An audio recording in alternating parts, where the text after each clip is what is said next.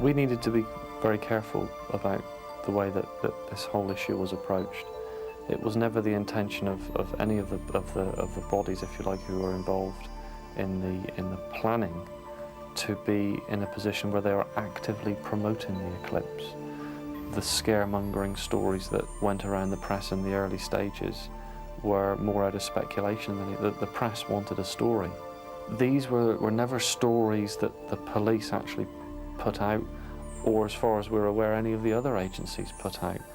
It's one matter to actually acknowledge the potential for something like that to happen and plan for it, than actually go out and say this is what's going to happen.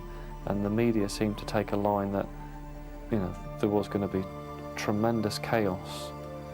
We worked damned hard to try and stop that kind of speculation in the media. It wasn't easy. And when I think the media began to see that these kind of stories weren't, you know, we weren't going to tolerate them, we weren't going to actually perhaps go out and start saying these things, then they just dropped off. And I think to a degree the interest dropped off as well. But what was the reality? What sort of problems did the police expect to have to face?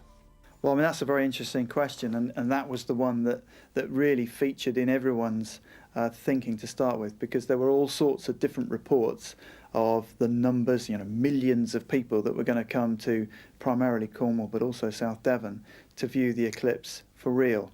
And we needed to look at what the capacity was of, you know, the region to actually accommodate all these people. Now, of course, when we started talking to the experts, they actually were not so concerned about it. They were saying, well, you know, compared to Christmas Day lunchtime, this is not a problem.